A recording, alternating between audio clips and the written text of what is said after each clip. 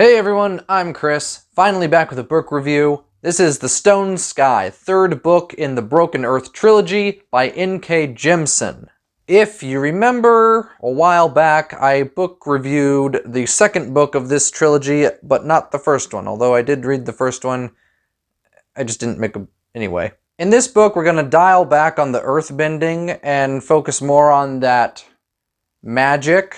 We're going to take all the characters and we're going to put them in the Mad Max movie without any cars, and we're going to throw in more flashbacks than Forrest Gump had. Here's my summary hat for the day. In an effort to end the cataclysmic seasons that plague humanity, Essun seeks to use the power of the Obelisk Gate to pull back the moon and end the seasons once and for all. Yay!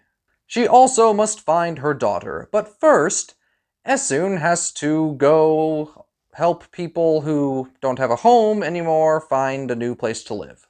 Nassun travels to the ruined city of Corepoint so that she may also use the power of the obelisks, but for a more nefarious purpose.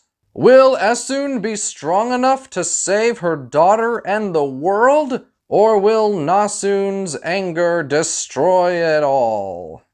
This book suffers from a lot of the same stuff that the previous book suffered from, but mainly that Essun's story is just still not very interesting. Essun is on a quest to save her daughter. In this book, she actually knows where her daughter is. Conveniently, that is the same place that she also has to go to save the world. Essun could get there in the blink of an eye, but she has to wander through the desert helping refugees not die.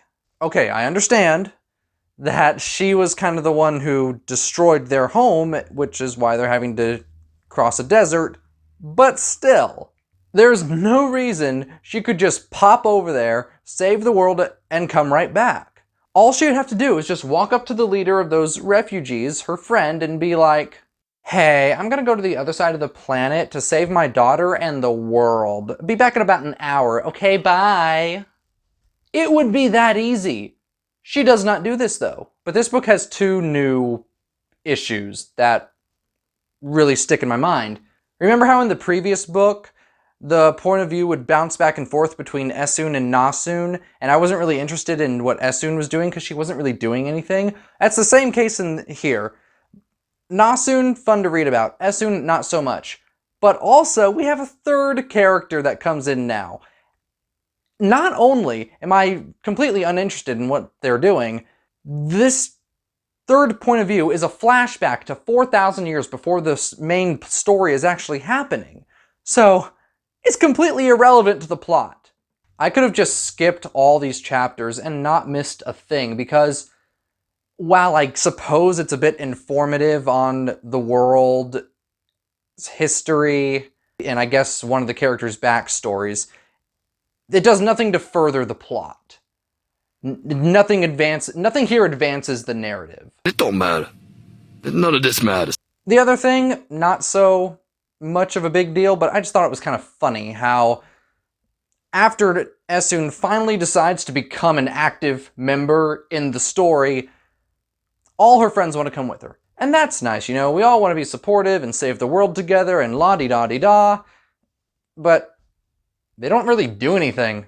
In fact, the only relevant thing that one character does is die off screen, so to speak, and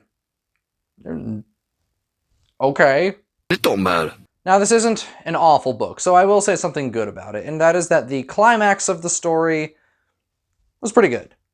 It was interesting, there was a lot of those big dramatic powers that I've enjoyed in the previous book, and, you know, there was a character development that came about in a very satisfying way. Good job on that.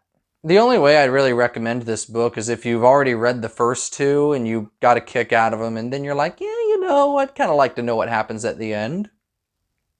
And then, yeah, go ahead, give it a read. Now a question of the day. What is a scene in a book you've read or a movie you've watched that you thought was just kind of pointless? Personally, I'd say that mine would be that third character's point of view that was here. It's the easy answer, but I mean, it's the answer.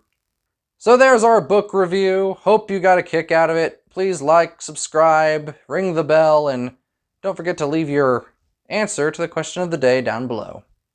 Cool. Bye.